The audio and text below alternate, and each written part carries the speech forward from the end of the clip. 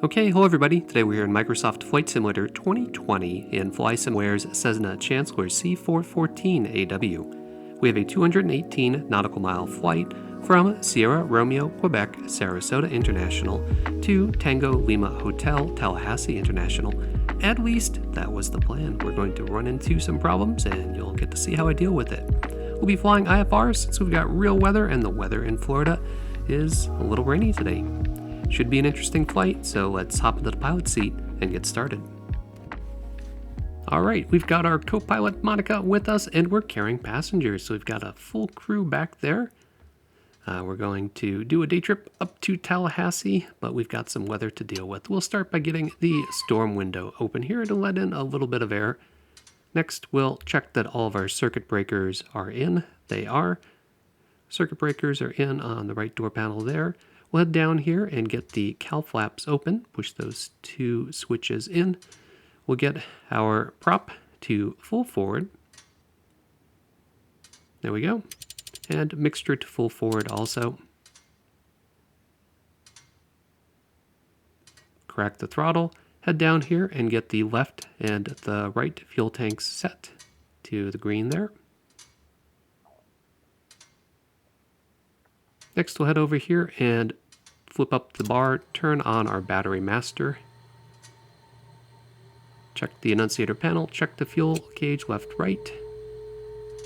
We'll prime the left engine, and we probably should turn on the magnetos first. So we'll flip up the bar above the magnetos. Oops, going from memory here, should be using checklists. Press the starter button and we've got a good start. Now we're going to wait for RPMs to come up above 1,000 for the left engine here, and once they do, we can turn on the fuel boost pump to low.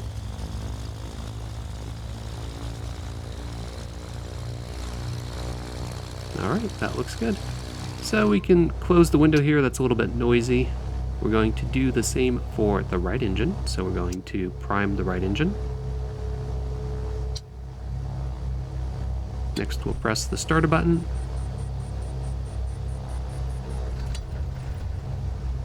And we've got a good start on the right engine. Once again, above 1,000, we'll turn on the right fuel boost pump.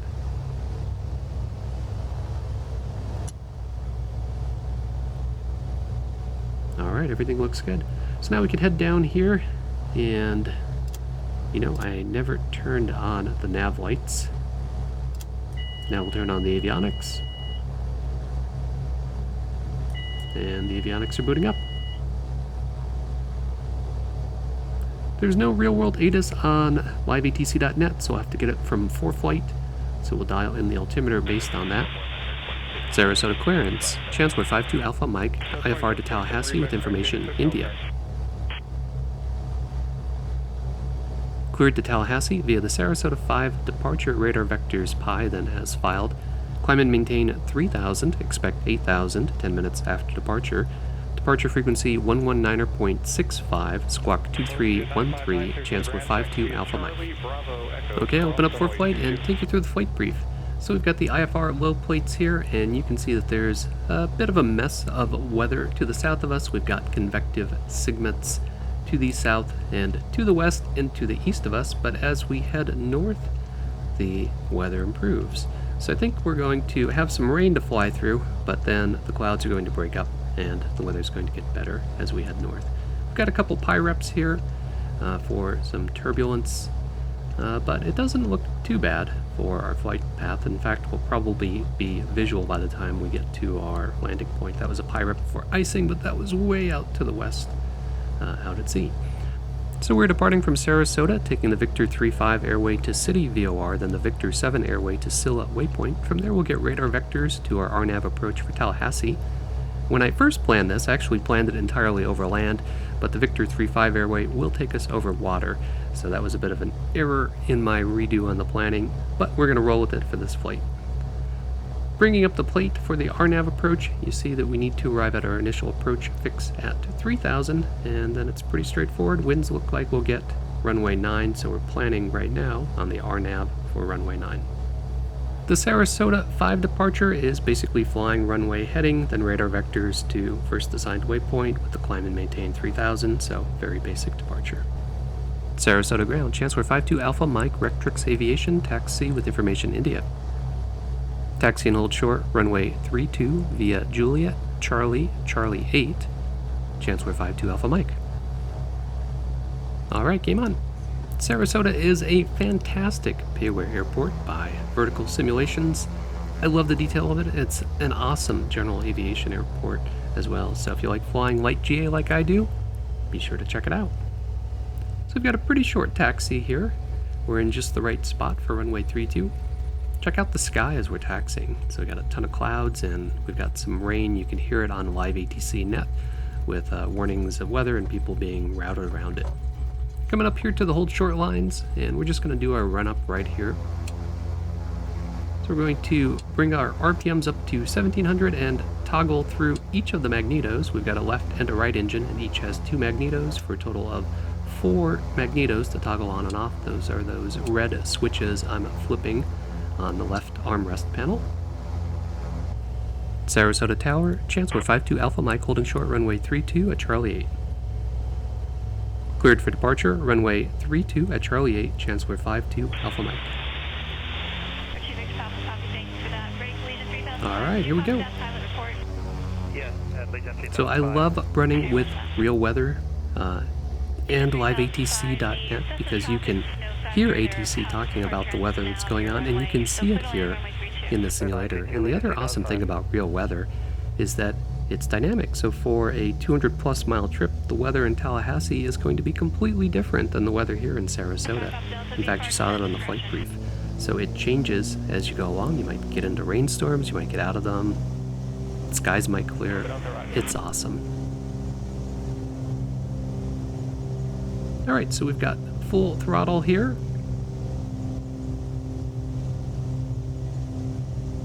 Coming up on rotate speed, and we are up. We got a positive rate, you can bring the gear up.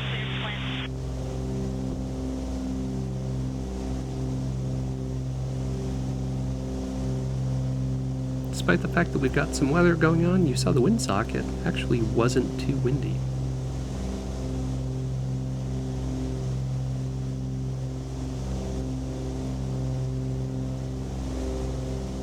Alright, so we're on runway heading, climbing up to 3,000 feet for our initial climb.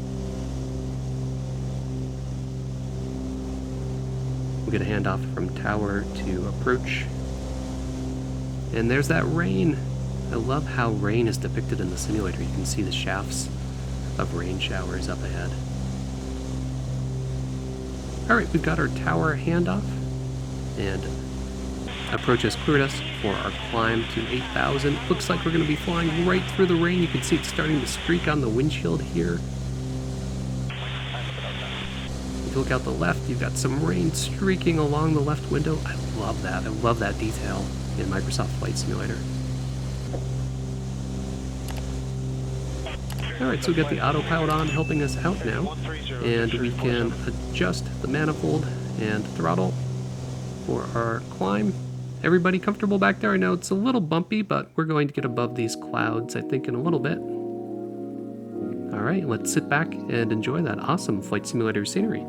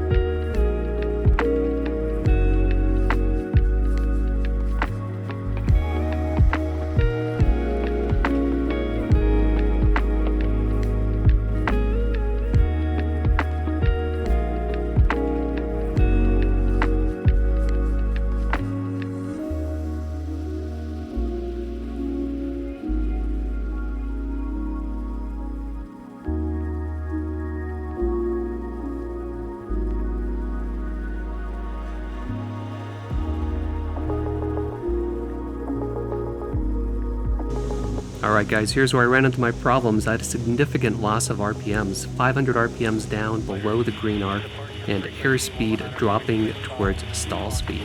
So I couldn't maintain level flight. Suspected it was icing, so I'm turning on the de-ice for the prop, which is I think the problem because of the RPM reduction, along with the other de-icing services, and getting the nose down to get my airspeed back up. Contacting ATC, letting them know I've got a power loss situation, and I'm going to need to cancel IFR and divert to the field that luckily I am right over. So we are heading to City VOR for our Victor Airways, and right underneath us is an untowered field. Let's get the landing light on here. We're going into descent, and it should be right behind me. So if we swing around here and do a 360, we'll have the field in sight. And there it is, just behind the left wing. You can see it. Great. So if you're going to have a power loss situation, being up at 8,000 feet almost directly over an untowered field is pretty good. It's a 5,000 foot runway, we can land on it.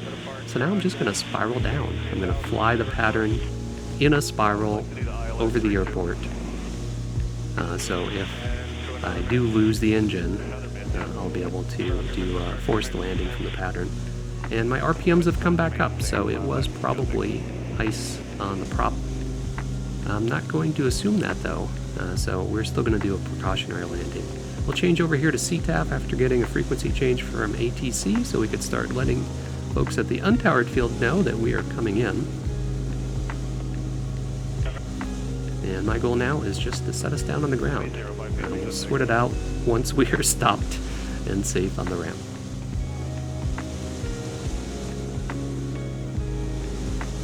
Alright, I've got a good enough picture to know which runway is in use.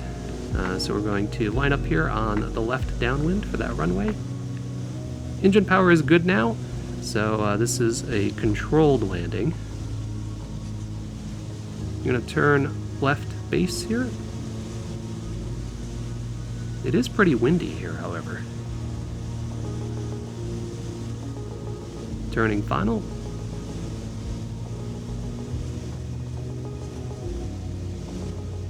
Really getting pushed around here on short final.